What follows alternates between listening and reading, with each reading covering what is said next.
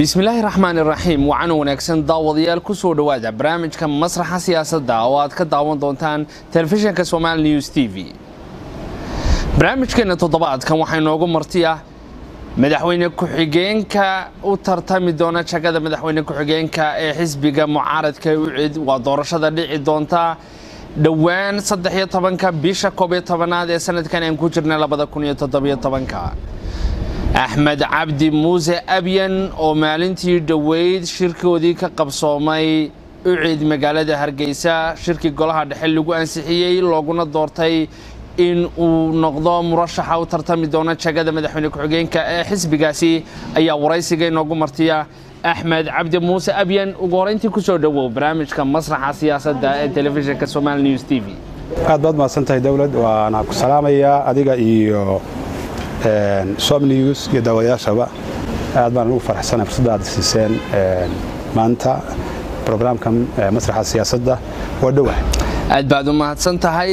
taariikhda iyo noloshii uu soo maray murashax Axmed Cabdi Muuse Abyan waxaa soo diyaariyay oo inoo akhri doona محمد محمود هيبة محمد تاجر أحمد عبدي موسى أبين وحاو كل شيء ديجان كتولد يجوري ودو مجلد الله سعانات سنة كمركوها كوسجال بقولي اللحدنية سجالكي إيرانتيسي وحاو كوسبر باري مجلد مقدشو كنا سوقات وحبرشدي سي حوصد حسره إسقو جامعة ومدك بلابي برشدة علوم تحولها إنتاسي كدي وحاو وريجي مجلد نيروبي هرانتي سجاشمات كيو كعتمدين عقارد أمريكا إسقو جوري ودك كندا أو muddo badan halkaasi ku noolaa mudane Abyan waxbarashadiisii ayaa uu ka sii watay Canada isagoo waxbarashadiisii jaamacadana ku qaatay culumta maamulka caafimaadka waxa kale oo uu bartay kuna soo shaqeeyay culumta cashuuraha iyo tiknoolajiyadda Axmed oo noloshiisa inta badan dhinaca ganacsiga u badnaa waxa uu asaaskeeda lahaa cisbitaalkii ugu horeeyay Soomaalidu ay ka furato dalka Kenya oo lagu magacaabi jiray Madiina Axmed Cabdi Muuse musharaxa madaxweyne ku-xigeenka xisbiga ucid waxa uu soo noqday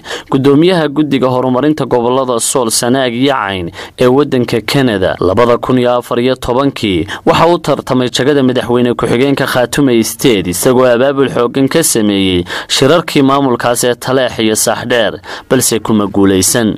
2015 waxa uu ahaa la taliyaha dhinaca caafimaadka ee ra'iisul wasaaraha Soomaaliya Umar Cabdirashiid Cali Sharmaake waxa kale oo uu soo tartamay xildhibaan dawladda federaalka ee Soomaaliya kamida 23 bishii 2017 shir aan caadi ahayn oo ay yeesheen golaha dhexe xisbiga ucid waxa loogu doortay inuu noqdo musharaxa jagada madaxweyne ku-xigeen ee xisbigaasi ucid أحمد هذا وحاو كنول يهي مقالة هرقيسة عاصمة السومالان وانا آباء فرعارورة دالي اسلام مركزنا لها الحاس أحمد وحا حسين مدنين يهي مشرحي وقوه الرئي وترتمت شاقدا مدحوين كوحيين كالسوماليلان كسو تشيدا قبالة الصولية السناق انتي سومالان لأساسي أحمد عبد موسى أبين هو سياسة أنت بدن أد لجماعة قندين عسومالان ولو سياسة ده ميل هو رفر بدن تجاب من الكسوس مسي سياسة سومالان واحد كميت هاي الرجع قربتشو جيا قويهن كعصبات كميت هاي سياسة سومالان محل أوران كراود كفهن سنت هاي سمحت كفهن سياسة سومالان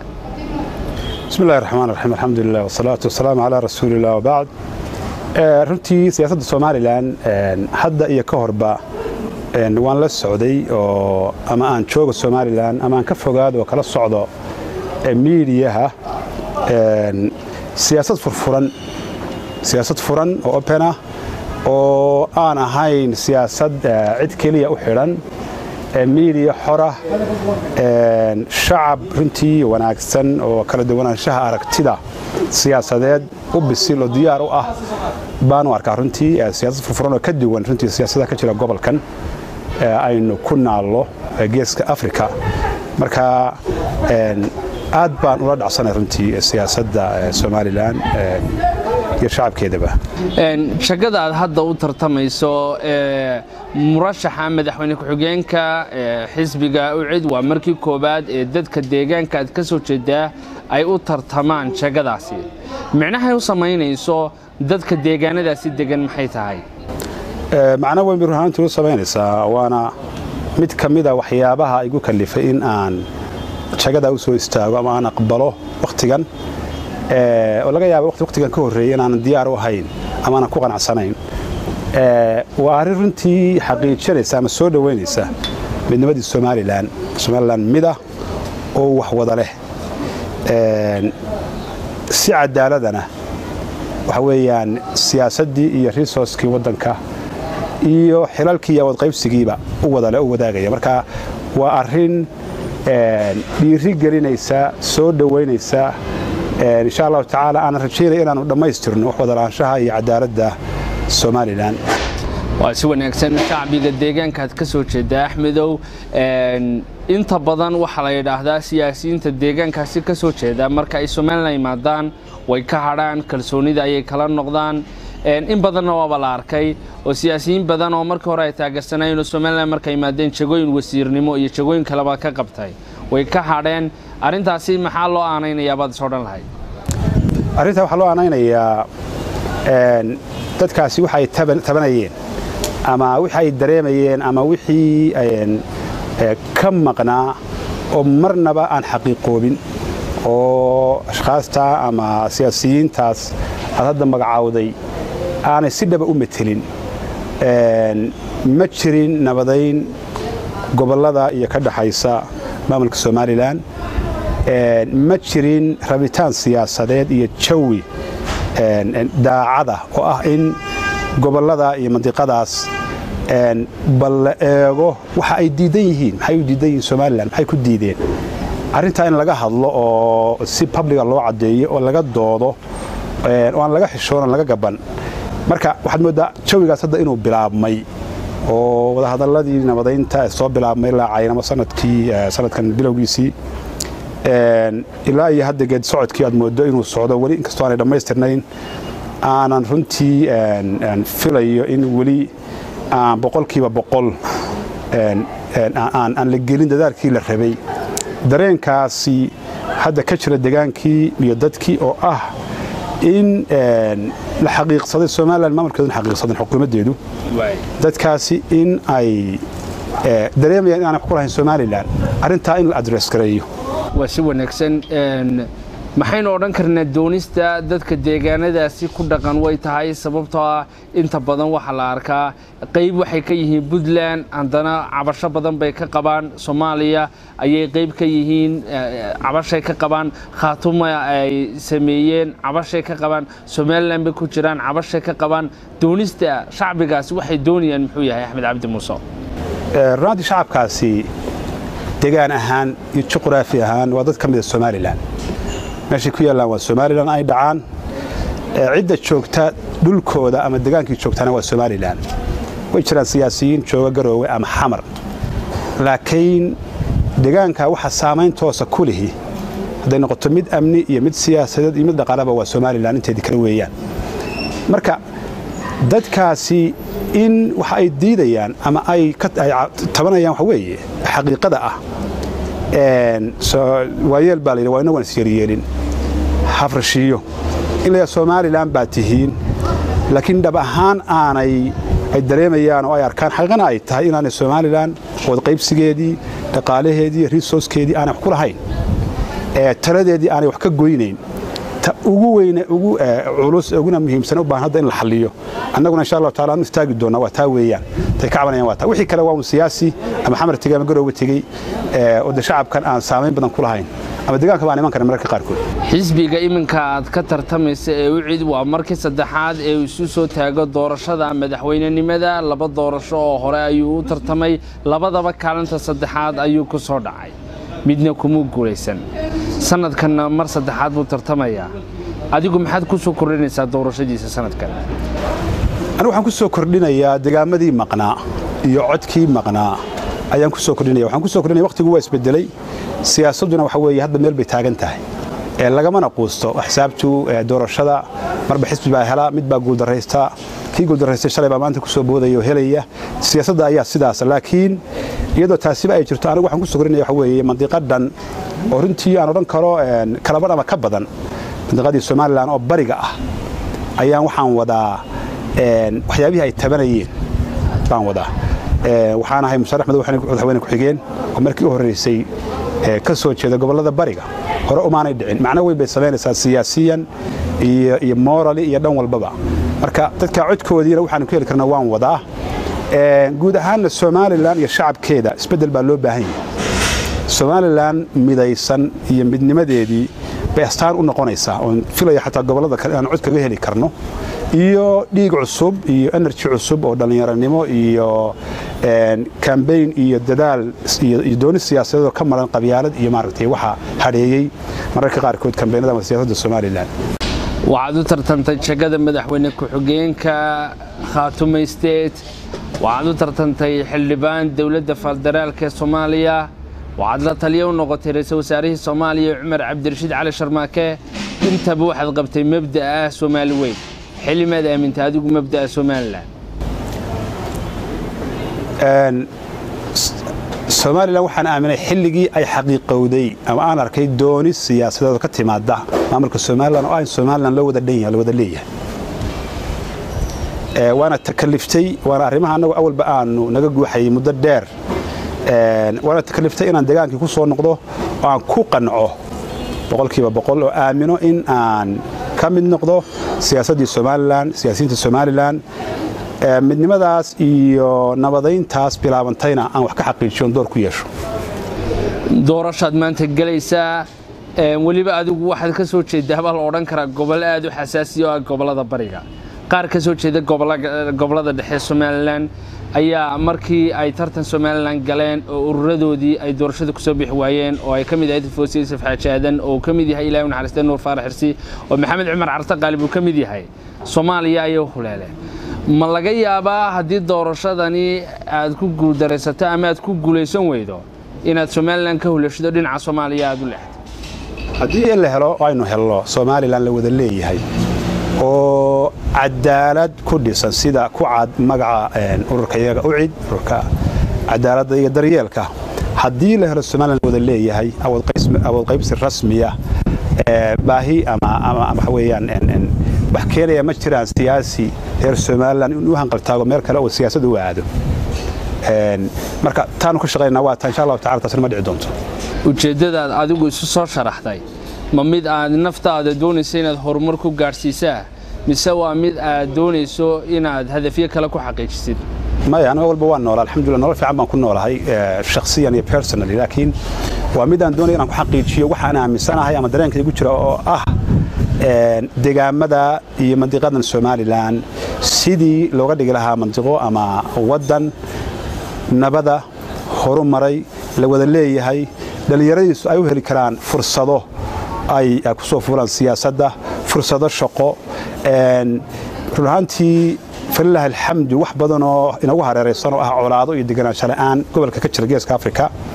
أي لا يكبد بادي الصومالي لان مركا وحدونا يا إن نبدأ يدقنا شلان سياسة إنه سيجرو تاسنا وحا عامل كميدا أو فاكتورز وين كميدا إن لهلا دقامة إن جمقن أو قنعة أو كقنعة إنه يحكوليه الصومالي لان ترديده أود ده يحلبه مشارع ميال ورن كرين أحمد wuxuu wax la doonayaa horumar la doonayaa nolol wanaagsan la doonayaa goboladii uu ka soo jeeday bariga Soomaaliland oo Soomaaliland ta kale oo dhan ma jirto dan weyn oo inta kale kaga xiran sida dadka qaar ma oran karayaan aad baad carabka ugu soo celisay inaad horumarka goboladaas doonaysid horumarka goboladaas waa horumarka Soomaaliland haddii aan la helin Soomaaliland wada qanacsan oo midana nabadgelyana jiri mayso horumarna jiri maayo horaa Soomaalida u tiri rag cadaalad waay sidii cawsha kaleeya hadii aynu Soomaaliland deegaameedii oo dhan aanay dareemayna ku qanacsanayn inay wax ka leeyihiin Soomaaliland si cadaalad loo qaybiyo resource-keedii iyo dhaqaalihii iyo horumarkii iyo dhan walbaba ma sii jirayso Soomaaliland marka anigu hadaf sare oo aan aaminsanahay baan xaqiijinayaa anigu ma shaqatin may Soomaaliland tan maanta oo dhan aynu ka sheekaynayno xuduudkeeda intee bad u taqaana musharax Soomaaliya xuduudkeedu waa cadi yahay waana qoran yahay wax sira maaha laga soo bilaabo loo yacdo ilaa iyo cada oo garow duleedkeeda jooyinka kalena way cadi yihiin kullee laakiin jihada inta ugu dheer waa inta murashaxa sanadkan aad ku xigeenka u wada bartamaysaan Faysal Cali Waraabe rag hore ayaa jagadani iyo jagooyin kale madaxtinimoba ay ka soo wada shaqeeyeen oo sidaadoo kale aqoon-yahan iyo qurbajoog labadaba ahaa oo Jamaal Cali Xuseen iyo Cabdirashiid Xasan Mataanba ay ka mid ahaayeen labadiiba way kala huleeleen kalsooniinta leeg baad ku qabtaa murashaxaaga sidaad wada shaqeyn doontaan runtii kalsooni weyn baan ku qabaa siyaasadda way iska leedahay khilaafka iyo isqabqabsadka siyaasadda kama marnaan doonto wayna jirtaa laakiin wax walba waxa lagu xaliyaa sharci iyo nidaam baa lagu xaliyaa marka Faysal gudoomiye Faysal waa nin waay araga waa nin weyn hadda waa nin siyaasadda Soomaaliya muddo dheer ku soo dhex jiray oo khabiir weeyaan waxaan filayaa rajaynayaa aanan hubaa in wax badan u bisil yahay khilaafaadka hadda aad carabaabteen wax niga iga horeeyay weeyaan wayna dhamaadeen waa la xaliyo si baa loo xaliyay siyaasaduna way leedahay khilaafka noocaas ah cidna lagu eedi maayo siyaasi kastana way soo maraysaa ama way soo martay ololaha xisbigiina ee adiga Faysal iminka aad u baratamaysaan jagada madaxtinimada sanadkan xageebu saldhig u noqon doontaa isleedahay gobolada Soomaaliland meel walba oo kamid ah gobolada Soomaaliland bari iyo galbeedba waayo labada jihad metelina weeyaan oo la dhamaystiran runtii ka duwan ololahan kale xisaabta kale aad moodo in uu galbeed isugu soo ururay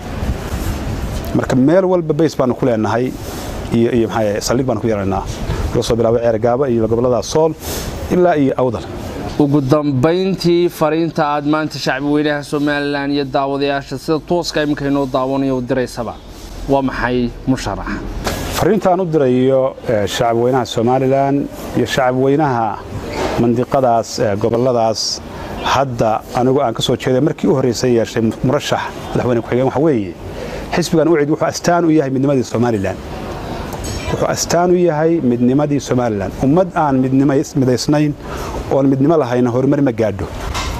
wuxuu astaan u yahay nabadgelyada iyo wada lahaanshaha iyo wada yeelashada Soomaaliland waana wax cad oo kaga duwan yahay xisaabta kale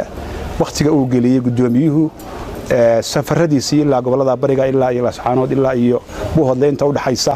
dhamaan waxay astaan iyo cadeyn u yihiin Soomaaliland mida oo nabada oo la wada leeyahay shacab weynaha u dhashay mantiqada Sool Sanaag iyo Cayn ama gudaha joogeen ama dibadda ha joogeen waxaan leeyahay iyagana waxaanu doonaynaa inaan uga tagno dadkeena caruurteena inaan uga tagno horumar nabadgelyo niyad wanaag waxa weeyaan Soomaaliland baad ka mid tihiin Soomaaliland baad ku taalaan Soomaaliland laydin kama leh arinta iyada ah siyaasad meel bay taagan tahay arinta iyada waxaan rajaynayaa inaad aqbashaan in aad ka gudubtaan fikirkii ku dhisnaa maaragtay dagaalka iyo wax iska celinta iyo kanaanu diidnay waxa weeyaan wax walba maanta adduunka wadamo dhan baa baaba'ay oo xadaarad lahaa horumar lahaa u baaba'ay conflict iyo dagaal iyo khilaaf siyaasadeed marka mandiqadii annaga tagnay annaga marnay meel walba dadku waxay u baahan yihiin nolol bay u baahan yihiin waxay u baahan yihiin horumar bay u baahan yihiin nabadgelyo u baahan yihiin diyaar bay u yihiin insha Allah ta'ala annaga arinta xaqiijinayna hadii Allah idma nagu taageera aad baad u mahadsantihiin intaas ayaan daawadayaal ku soo gabagabaynaynaa barnaamijkeeni masraxa siyaasadda oo toddobaadkan idinkaga imanayay magaalada Hargeysa oo martii noogu ahaa murashaxa u tartamaya jagada madaxweyne ku xigeenka xisbiga UCID Axmed Cabdi Muuse Abyan intaan ku kulmi doona barnaamijkan barnaamij la mid ah waxaan idinkaga tagaynaa sidaas amaana Allah wassalaamu calaykum waraxmatullaahi wabarakaatuh aad baad u mahadsantahay musharax